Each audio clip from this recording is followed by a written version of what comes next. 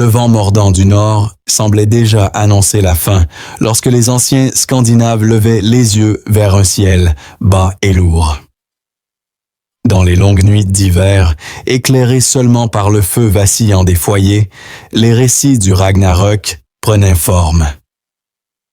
Ce n'était pas une simple histoire racontée pour effrayer les enfants. C'était une certitude inscrite dans la vision du monde des peuples nordiques. Une fin attendue, redoutée, mais jamais niée. Pour eux, même les dieux n'étaient pas éternels. Les sources qui nous parlent du Ragnarök proviennent principalement des Eddas, ces textes islandais compilés au XIIIe siècle, mais fondés sur une tradition orale bien plus ancienne. L'Edda poétique et l'Edda de Snorri Sturluson ne furent pas écrites comme des fables. Elles cherchaient à préserver la mémoire d'un monde disparu, celui des croyances païennes scandinaves, déjà menacé par la christianisation.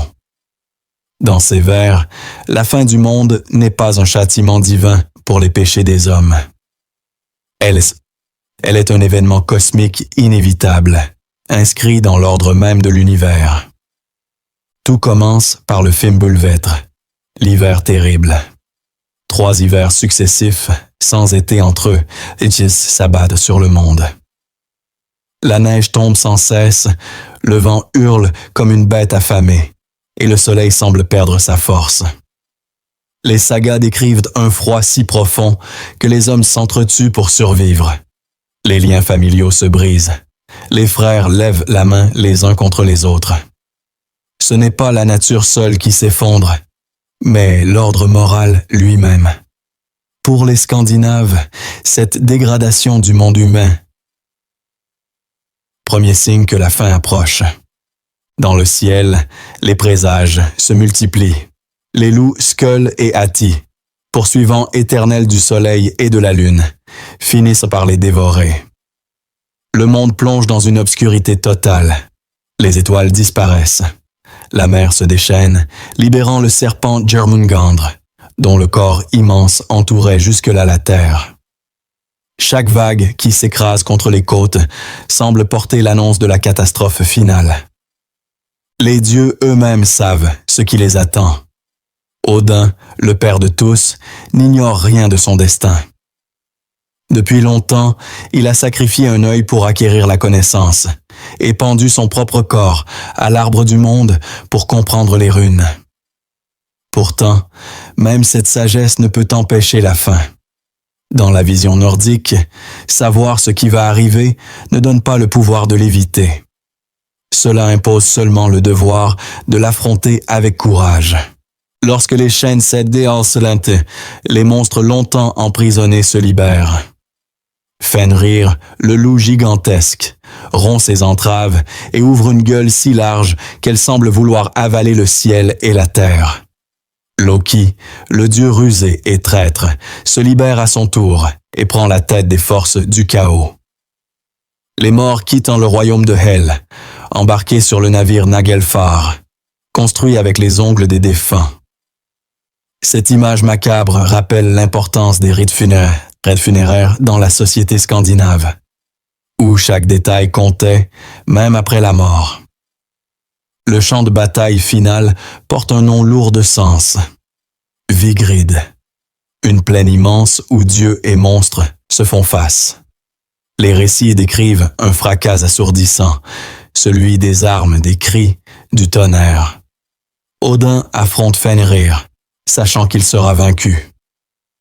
Thor combat le serpent Jörmungandr et parvient à le tuer, mais s'effondre après 9 pas, empoisonné par son venin. Freyr, privé de son épée magique, tombe sous les coups du géant de feu Surte. Même les plus puissants ne sont pas épargnés. Cette violence extrême n'est pas gratuite. Elle reflète une vision du monde façonnée par une vie rude, marquée par la guerre, la mer et la mort omniprésentes. Les Scandinaves vivaient dans un environnement où la survie dépendait du courage, de l'honneur et de la solidarité. Le Ragnarök n'était pas une anomalie dans leurs pensées. Il était le miroir agrandi de leur réalité quotidienne, projeté à l'échelle cosmique. Lorsque Surte embrase le monde de son feu, la terre est consumée. Les montagnes s'effondrent, les océans bouillonnent, et tout ce qui existe semble disparaître dans les flammes. Pourtant, la fin n'est pas un néant absolu. Après la destruction, une nouvelle terre émerge des eaux, verte et fertile. Quelques dieux survivent. Baldr revient du royaume des morts. Deux humains, Lif et Lifthrasir, ayant trouvé refuge dans un bois sacré, repeuplant le monde. Cette renaissance est essentielle pour comprendre la pensée nordique. Le Ragnarök n'est pas une promesse de salut individuel, ni une rédemption morale. C'est un cycle. Le monde meurt pour renaître. Les anciens savaient que même la fin portait en elle une continuité. Cela ne rendait pas la destruction moins terrifiante, mais lui donnait un sens. Ces récits n'étaient pas racontés avec espoir naïf, mais avec une forme de résignation digne. Les dieux ne fuient pas leur sort. Ils se battent parce que c'est ce qu'ils doivent faire. Cette idée résonnait profondément chez les guerriers vikings, pour qui mourir avec honneur était préférable à une vie de lâcheté. Le Ragnarök leur enseignait que la valeur d'une existence ne se mesurait pas à sa durée, mais à la manière dont elle était vécue jusqu'au bout. Lorsque les derniers vers de l'Edda évoquent le silence après la tempête, on sent une forme de calme étrange. Le monde a changé, mais il continue. Pour les Scandinaves, accepter la fin faisait partie de l'ordre des choses. Et dans cette acceptation se trouvait une force redoutable. Mais au sud, dans d'autres terres, d'autres peuples imaginaient une fin bien différente, marquée non par un combat égal entre Dieu et chaos, mais par un jugement, une révélation et une promesse de salut ou de damnation. Une autre vision de l'effondrement du monde attend maintenant d'être racontée. Dans les communautés juives et chrétiennes de l'Antiquité, la fin du monde n'était pas imaginée comme un effondrement brutal et silencieux, mais comme une révélation. Le mot même de « apocalypse » vient du grec « apocalypsis », qui signifie « dévoilement ». Ce n'est pas d'abord la destruction qui importe, mais le moment où ce qui était caché est enfin mis en pleine lumière. Contrairement au Ragnarök nordique, la fin des temps bibliques n'est pas un destin aveugle. Elle est présentée comme l'aboutissement d'une histoire guidée par Dieu. Les racines de cette vision se trouvent d'abord dans le judaïsme antique. Dès les textes prophétiques de l'Ancien Testament, l'idée d'un « jour du Seigneur » apparaît. Les prophètes comme Isaïe, Jérémie ou Ézéchiel évoquent un temps de jugement, de bouleversement cosmique et de rétribution. Le soleil s'obscurcit, la terre tremble, les nations sont jugées. Ces images ne sont pas des descriptions scientifiques de la fin du monde, mais un langage symbolique puissant, destiné à frapper l'imaginaire de peuples souvent écrasés par la guerre, l'exil et l'injustice. Au VIe siècle avant notre ère, après la destruction de Jérusalem et la déportation à Babylone, cette pensée apocalyptique se renforce. Le livre de Daniel, rédigé dans un contexte de persécution sous la domination grecque, décrit des visions de bêtes et monstrueuses représentant des empires oppresseurs et annonce leur chute future. L'histoire y est perçue comme une succession de royaumes violents, destinés à disparaître pour laisser place au règne de Dieu. Pour les Juifs persécutés, cette vision n'était pas une fuite dans l'imaginaire, mais une manière de survivre psychologiquement à l'oppression. C'est dans ce terreau que naît la vision chrétienne de la fin des temps. Les premiers chrétiens vivaient dans l'Empire romain, un monde traversé par les guerres, les famines et les épidémies. Beaucoup étaient convaincus de vivre les derniers jours. Les évangiles rapportent les paroles attribuées à Jésus annonçant des signes avant la fin. conflits entre nations, tremblements de terre, famine, persécution. Ces discours, que les historiens appellent discours eschatologiques, reflètent les peurs bien réelles du premier siècle. Le texte le plus célèbre reste cependant l'Apocalypse de Jean, rédigé à la fin du premier siècle, probablement sous le règne de l'empereur Domitien. Son auteur, exilé sur l'île de Patmos, écrit à des communautés chrétiennes menacées par la persécution. Le ton est sombre, mais aussi profondément politique. Rome y apparaît sous les traits d'une grande prostituée, symbole d'un empire corrompu, violent et idolâtre. Les fléaux décrits ne tombent pas au hasard. Ils frappent un monde jugé injuste.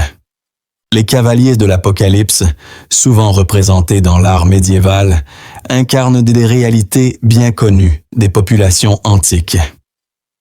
La guerre, la famine, la maladie et la mort faisaient partie du quotidien. Les lecteurs du texte n'avaient aucun mal à reconnaître ces fléaux autour d'eux. L'Apocalypse ne créait pas la peur. Elle lui donnait un sens. Elle affirmait que ces souffrances n'étaient pas absurdes, mais intégrées dans un plan divin.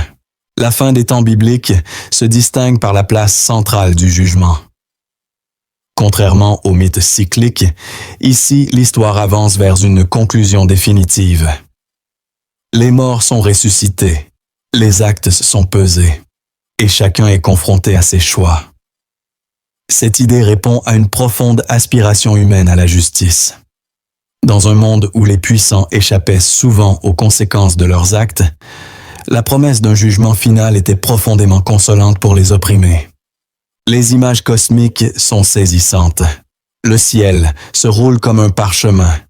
Les étoiles tombent, la mer rend ses morts. Mais au cœur de cette destruction se trouve une promesse. Un ciel nouveau et une terre nouvelle apparaissent. La Jérusalem céleste descend non comme une cité conquérante, mais comme un lieu de paix, où la souffrance et la mort n'existent plus. Pour les croyants, la fin du monde n'était pas une annihilation totale, mais une transformation radicale. Historiquement, ces textes ont été interprétés de multiples façons. Certains chrétiens des premiers siècles attendaient un retour imminent du Christ. D'autres comprenaient l'Apocalypse de manière symbolique, comme une lutte permanente entre le bien et le mal à travers l'histoire. Cette diversité d'interprétations montre que la fin des temps bibliques n'était pas une chronologie précise, mais un langage destiné à donner du sens à l'expérience humaine. Au Moyen Âge, ces visions prennent une importance nouvelle. Les guerres, les famines et surtout les grandes épidémies, comme la peste noire, ravivent de la peur de l'Apocalypse. Des prédicateurs annoncent la fin imminente. Les fresques du jugement dernier couvrent les murs des églises. Pourtant, même dans ces périodes de terreur, la fin des temps reste indissociable de l'espoir d'un ordre juste. Ce qui distingue profondément l'Apocalypse biblique, c'est la responsabilité humaine. La fin n'est pas seulement un événement cosmique. Elle est aussi le résultat du comportement des hommes. Les textes insistent sur la fidélité, la persévérance et le refus de la violence aveugle. Même face à la fin, l'homme reste moralement responsable. Ainsi, la fin du monde judéo-chrétienne n'est ni un accident, ni une fatalité impersonnelle.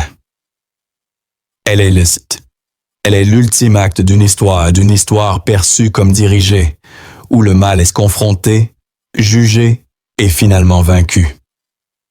Pour les croyants des premiers siècles, cette vision n'effaçait pas la peur. Elle la transformait en attente.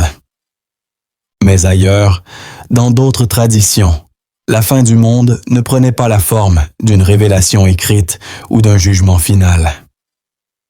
Elle se déroulait sous le regard d'un Dieu unique, pesant chaque âme avec précision.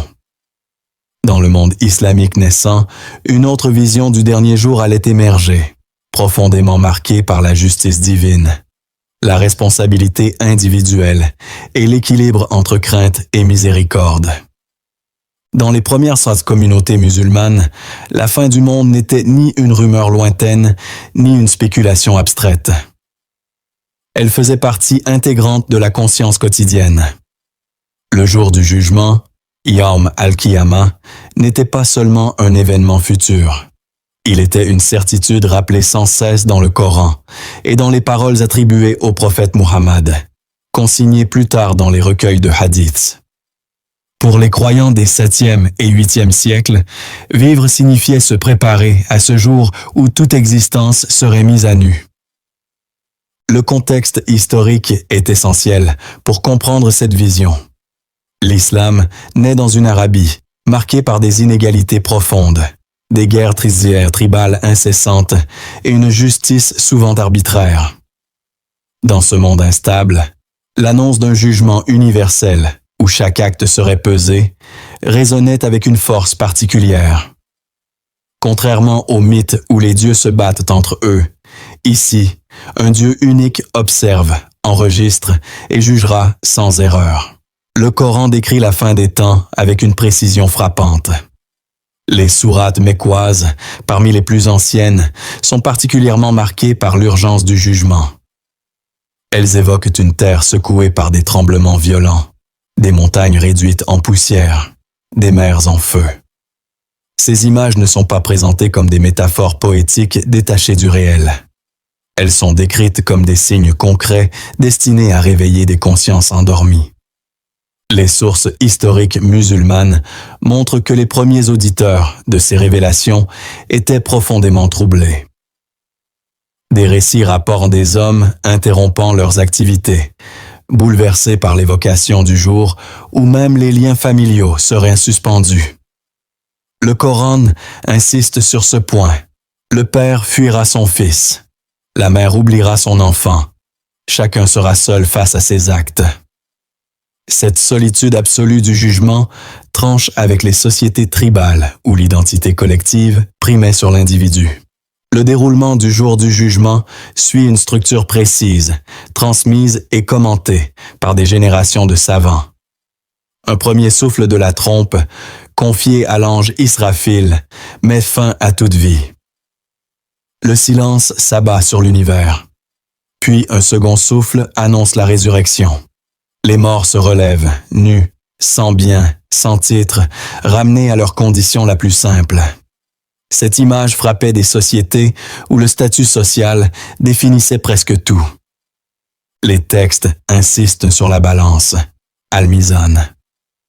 Chaque action, même la plus infime, est pesée. Un mot prononcé à la légère, un geste de bonté oublié, tout est comptabilisé. Cette idée répond à une attente historique forte. Dans un monde où de nombreux crimes restaient impunis, la justice divine offrait une réparation ultime.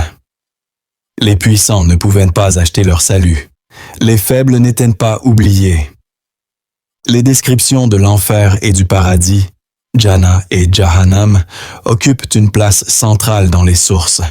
Elles ne sont pas présentées comme des abstractions philosophiques, mais comme des réalités concrètes.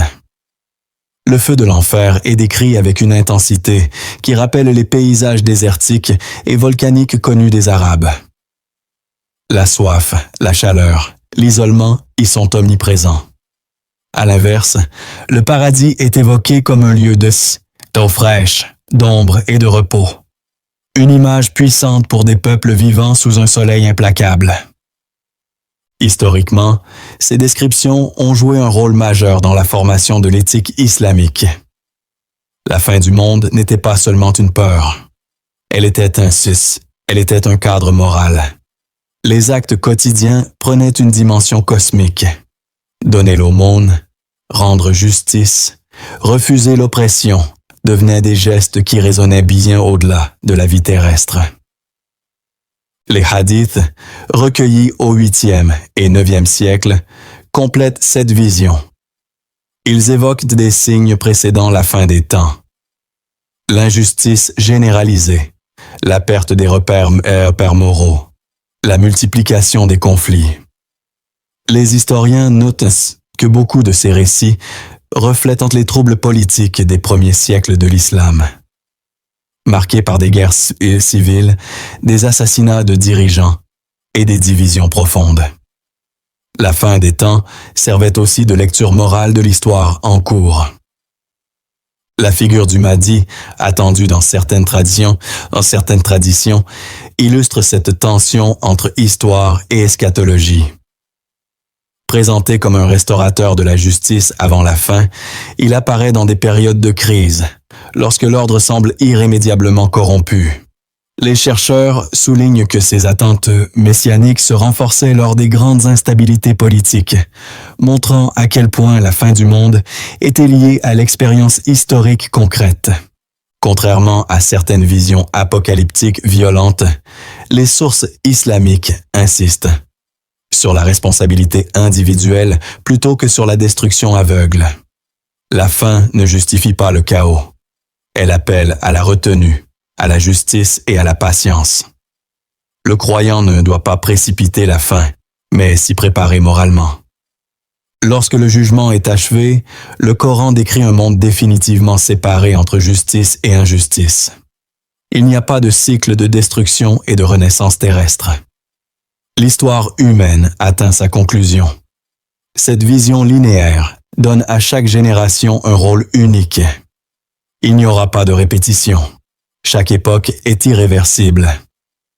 Pour les premières communautés musulmanes, cette certitude donnait un poids immense au présent.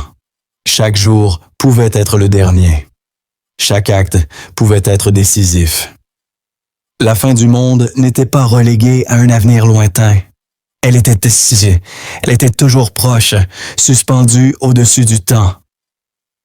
Mais si cette vision plaçait l'homme face à une responsabilité écrasante, elle offrait aussi une promesse. Celle d'une justice parfaite, enfin rendue, dans un monde où aucune injustice ne resterait sans réponse. Pourtant, ailleurs encore, d'autres civilisations imaginaient la fin non comme un jugement unique et définitif, mais comme un lent effondrement moral, inscrit dans un cycle cosmique sans commencement ni fin véritable.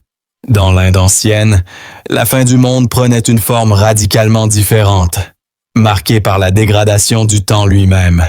Dans l'Inde ancienne, la fin du monde n'était pas envisagée comme une explosion soudaine, ni comme un jugement final irrévocable. Elle prenait la forme d'un lent glissement, presque imperceptible, inscrit dans le rythme même du temps. Le Kali Yuga, dernier âge du cycle cosmique décrit dans les textes hindous, ne marque pas une fin brutale, mais l'aboutissement d'une longue dégradation morale et spirituelle. Pour les penseurs de l'Inde antique, le monde ne s'effondre pas d'un coup. Il se fatigue. Les sources de cette vision se trouvent dans les Védas tardifs, les Puranas et les grandes épopées comme le Mahabharata. Ces textes, compilés sur plusieurs siècles, reflètent une conception du temps, radicalement différente de celle du Proche-Orient. Ici, l'histoire n'est pas linéaire. Elle est cyclique. Le monde passe par 4 âges et successifs, appelés yuga, chacun marquant une étape dans la perte progressive du dharma.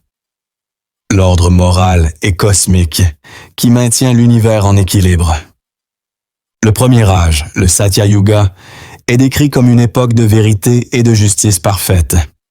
Puis viennent le Treta Yuga et le Dvapara Yuga, où le dharma s'affaiblit peu à peu. Le Kali Yuga, dernier et plus sombre des âges, commence lorsque la vertu ne subsiste plus que sous une forme fragile.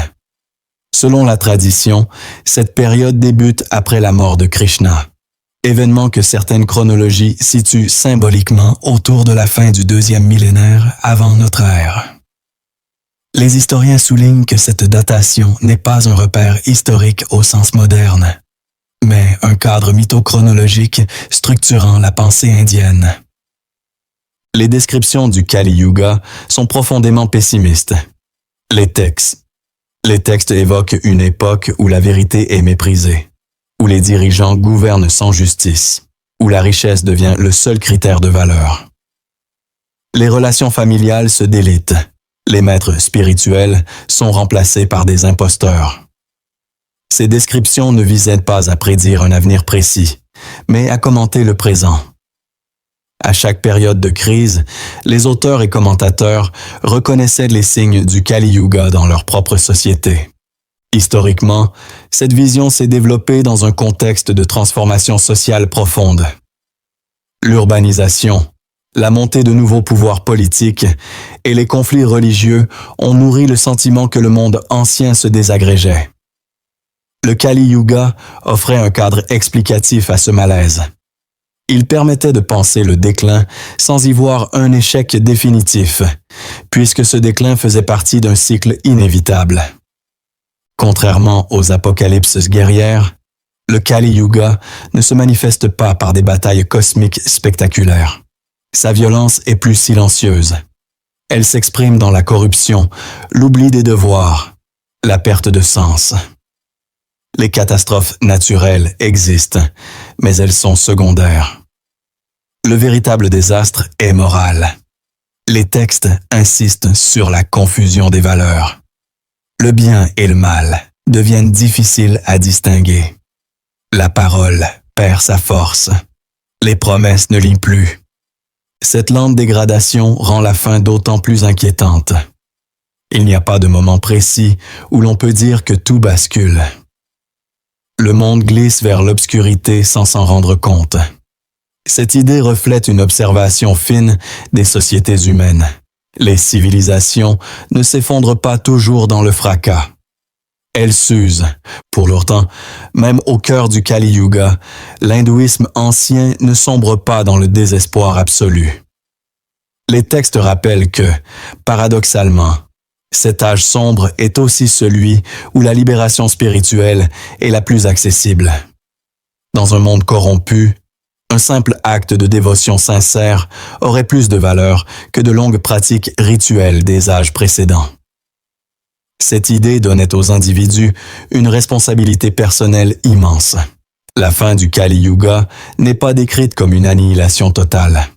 Selon les Puranas, lorsque le Dharma aura presque entièrement disparu, une figure restauratrice apparaîtra. Kalki, dernier avatar de Vishnu, viendra mettre fin à l'âge de corruption. Les textes le décrivent comme un guerrier, mais sa fonction n'est pas seulement destructrice. Il nettoie le monde pour permettre le retour d'un nouvel âge d'or. Là encore, la destruction est au service du renouveau. Les historiens notent que cette figure de Kalki apparaît dans des périodes de troubles politiques, lorsque l'ordre social semble irrécupérable. Elle incarne l'espoir d'un rééquilibrage cosmique, plutôt qu'une vengeance divine. Le monde ne mérite pas d'être détruit. Il doit être corrigé. Après la fin du Kali Yuga, le cycle recommence. Un nouveau Satya Yuga naît, purifié, rééquilibré. Cette vision enlève à la fin du monde son caractère définitif. Rien n'est absolument perdu. Rien n'est absolument sauvé non plus. Le temps continue sa rotation implacable. Cette conception cyclique a profondément influencé la manière dont les sociétés indiennes percevaient le changement historique. Les crises n'étaient pas vues comme des anomalies, mais comme des phases naturelles. Cette pensée a pu encourager une certaine résilience, mais aussi une forme de résignation. Si le déclin est inévitable, pourquoi lutter contre lui? Les textes répondent indirectement à cette question en insistant sur le devoir individuel, même lorsque le monde semble condamné. Le Kali Yuga n'enseigne pas l'attente passive de la fin. Il rappelle que la dignité humaine se mesure dans la fidélité au Dharma, même lorsque celui-ci semble presque disparu. La valeur d'un acte juste augmente à mesure que l'injustice se généralise. Lorsque l'on compare cette vision à celle des autres cultures, une différence majeure apparaît. Ici, la fin du monde n'est ni une punition, ni un combat final, ni un jugement unique. Elle est une fatigue du temps, un effritement progressif de l'ordre. Mais ailleurs, sur d'autres continents, certaines civilisations imaginaient la fin du monde à travers des cycles encore plus vastes, liés au mouvement des astres et à la mort répétée du Soleil lui-même. Dans les sociétés mésoaméricaines, la destruction du monde prenait une forme cosmique, astronomique et profondément rituelle. Dans les civilisations mésoaméricaines, la fin du monde n'était pas un événement unique attendu avec angoisse, mais une certitude répétée. Le monde avait déjà été détruit plusieurs fois, et il le serait encore. Cette vision s'est développée chez les Aztèques, les Mayas et d'autres peuples de la région, bien avant l'arrivée des Européens. Elle reposait sur une observation attentive du ciel, des cycles du temps et de la fragilité de l'existence humaine. Ici, la fin du monde était intimement liée à la mort du Soleil.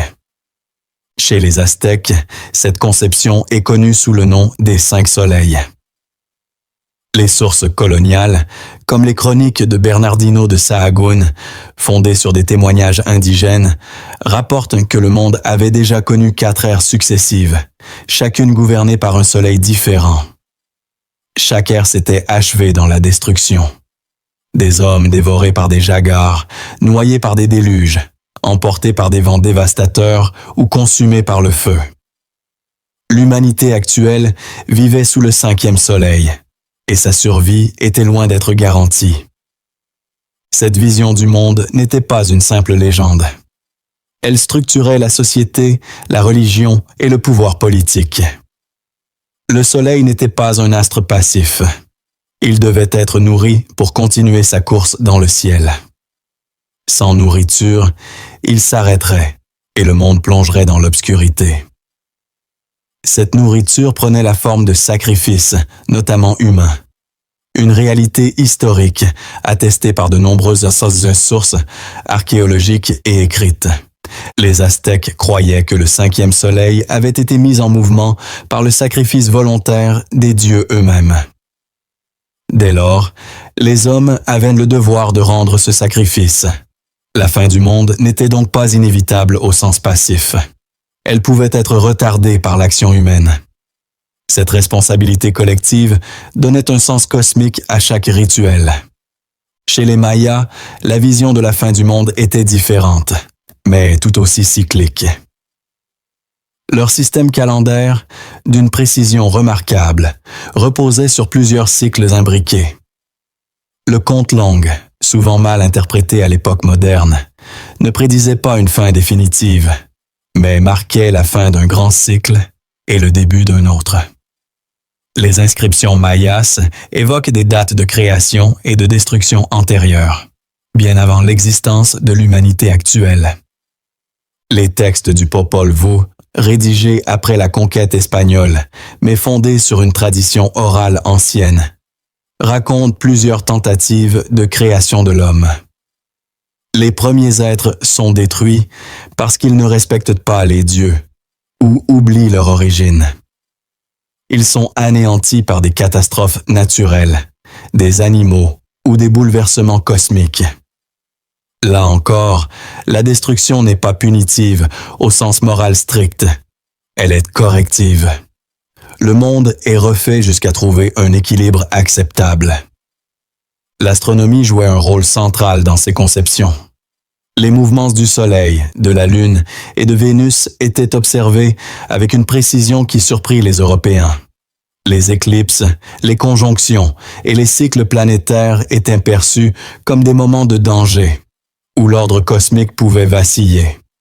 La fin du monde n'était pas attendue à une date fixe, mais redoutée à chaque déséquilibre céleste.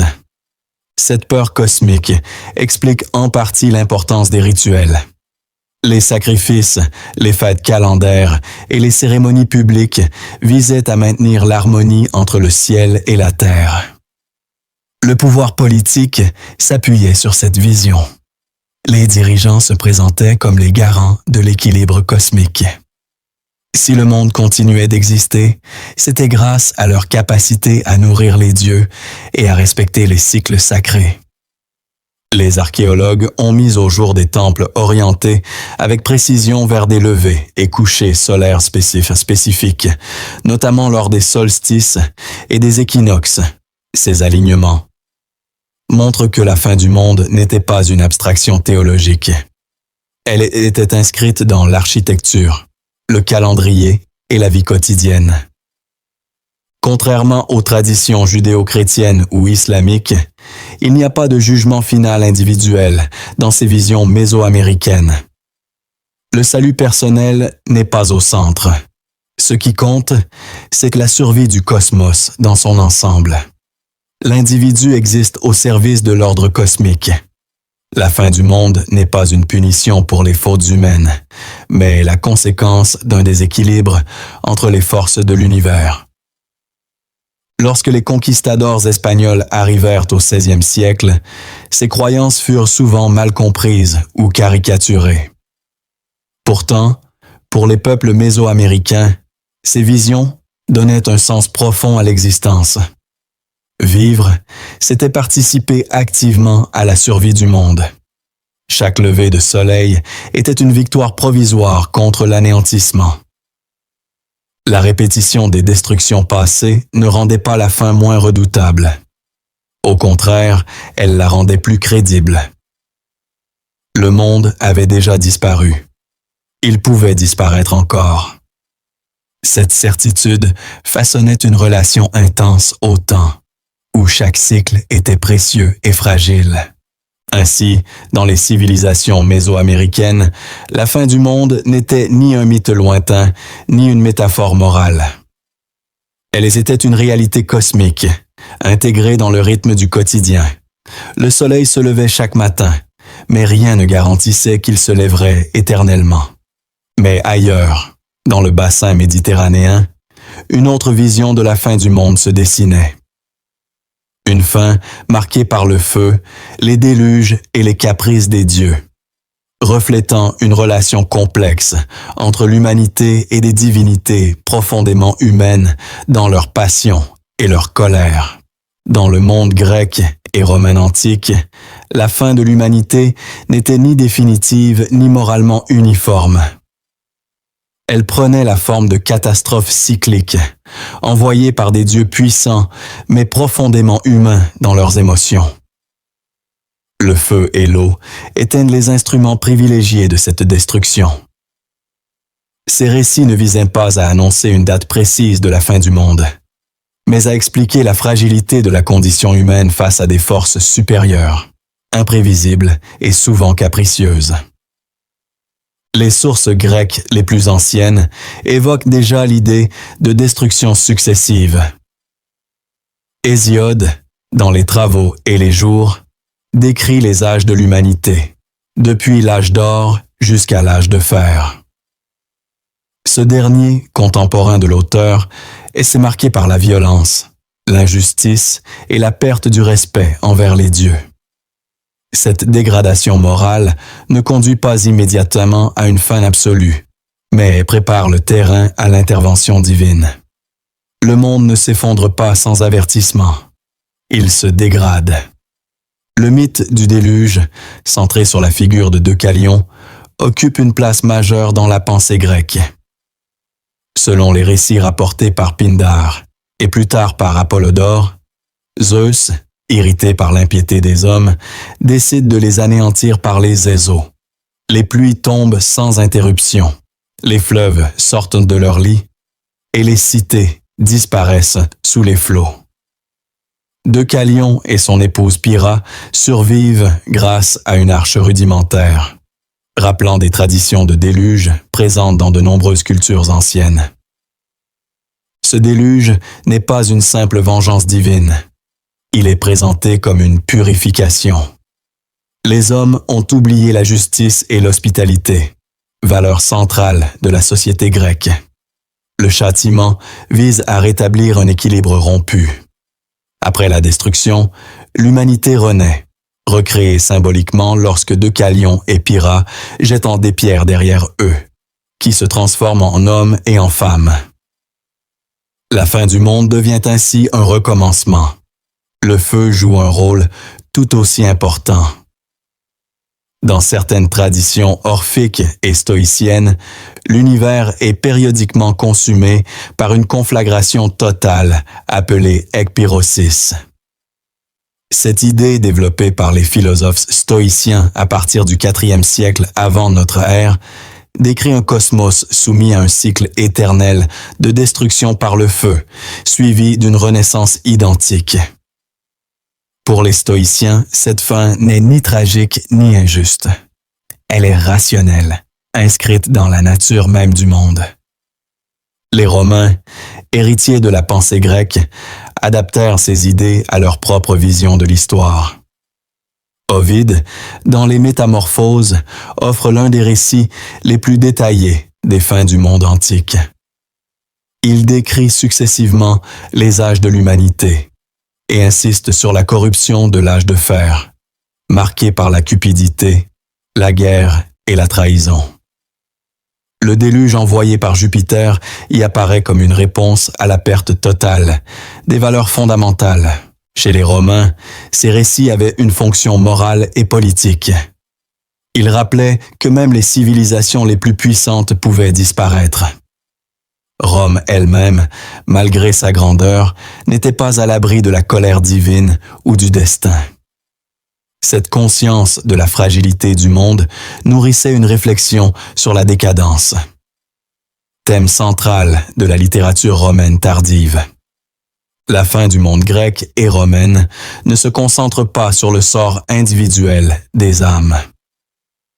Il n'y a pas de jugement universel comparable à celui des traditions monothéistes. Ce sont les collectivités qui sont punies ou purifiées. Les dieux agissent en réaction à un déséquilibre global, non pour évaluer chaque conscience humaine. Cette différence souligne une vision du monde où l'homme est avant tout membre d'une cité, d'un peuple, plutôt qu'un individu isolé. Historiquement, ces mythes se développent dans des sociétés marquées par des catastrophes bien réelles. Séismes, éruptions volcaniques, inondations et incendies étaient fréquents dans le bassin méditerranéen.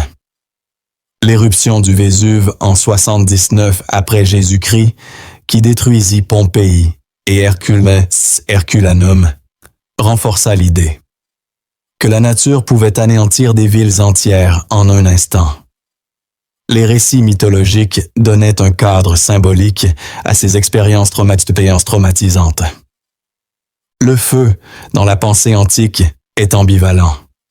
Il le détruit, mais il purifie. Il met fin à un monde corrompu pour permettre l'émergence d'un ordre renouvelé. L'eau, de son côté, efface les traces du passé. Elle engloutit les cités, mais elle prépare un terrain vierge. Ces deux éléments incarnent la logique antique de la fin du monde. Détruire pour recommencer. Avec le temps, ces visions influencèrent profondément la pensée chrétienne naissante, notamment à travers les images de feux purificateurs et de déluge. Cependant, dans le monde grec et romain, la fin restait cyclique, jamais définitive. L'histoire n'atteignait pas un point final. Elle recommençait sous une autre forme. Cette absence de conclusion absolue reflète une conception du temps fondamentalement différente. Le monde est éternel, mais ses formes sont périssables. Les civilisations naissent, prospèrent et disparaissent, tout comme les hommes. Cette idée traversa la philosophie antique et marqua durablement la manière dont les Européens pensèrent le déclin et la Renaissance.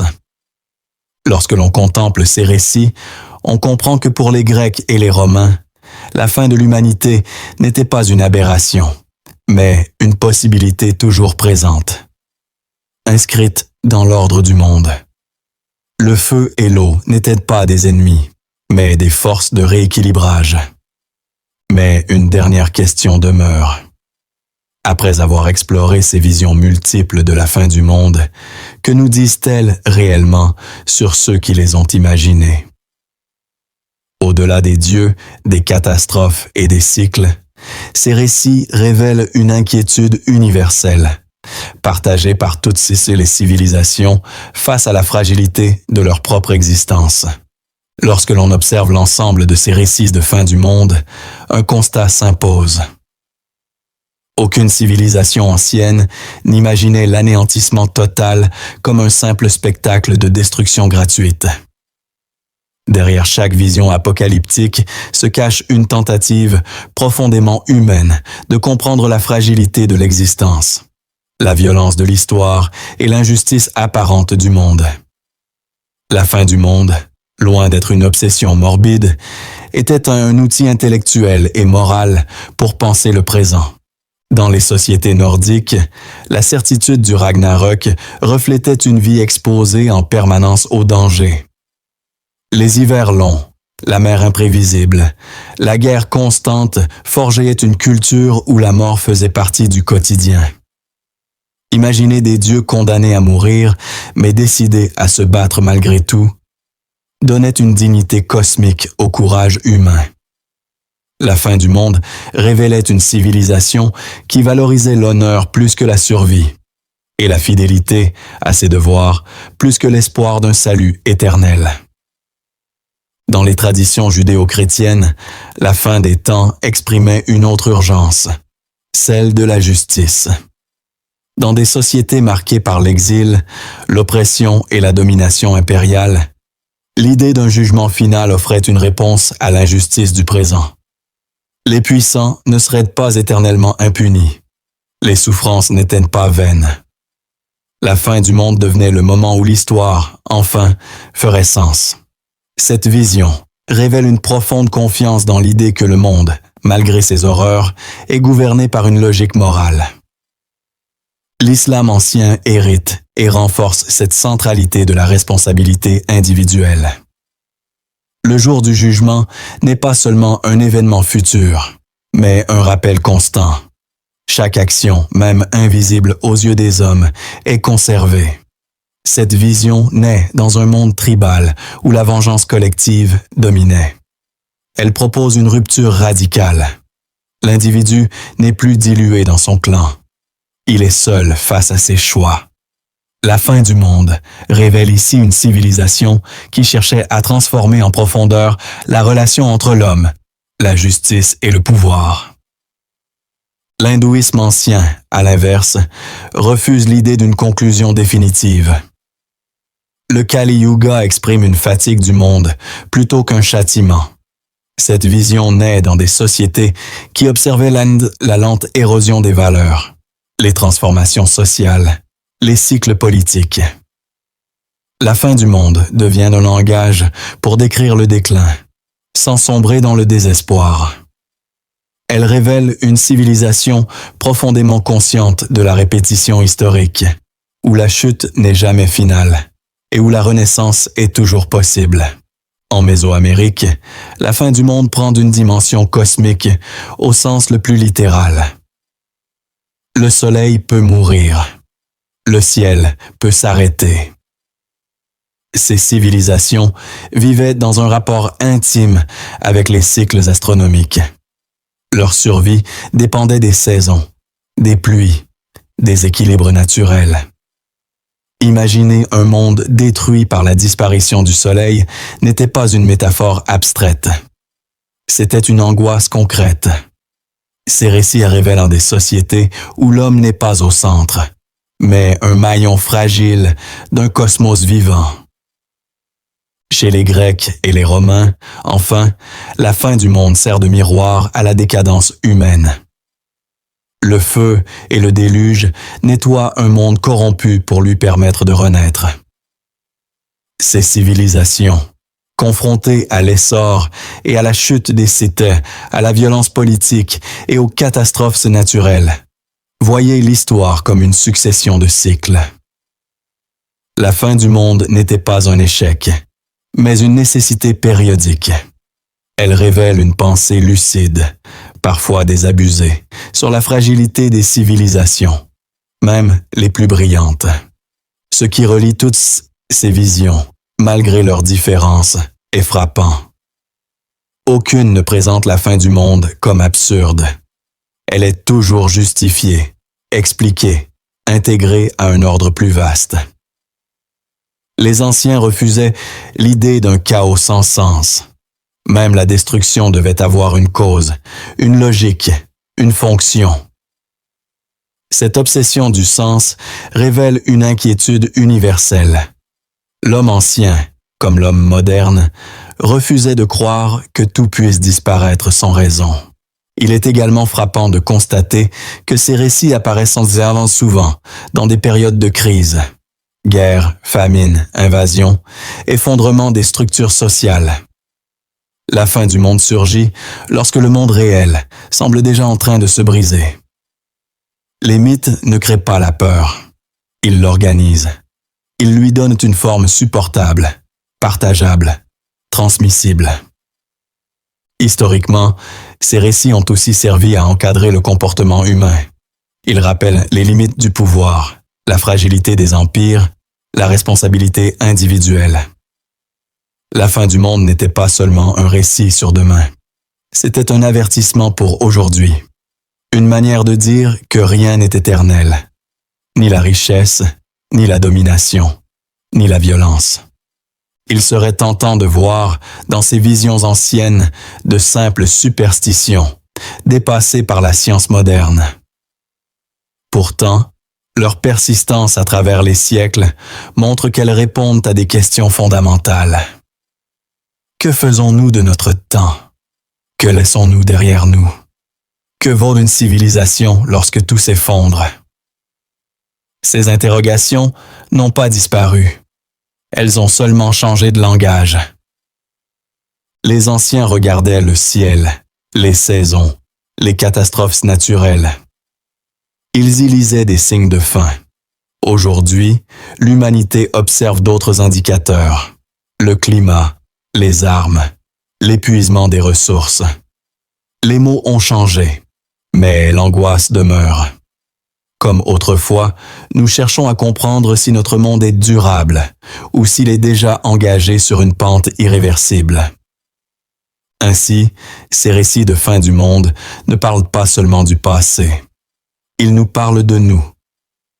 Ils montrent que, face à l'incertitude, les civilisations ont toujours cherché des récits capables de contenir la peur, de lui donner une structure, un sens, parfois même une forme d'espoir.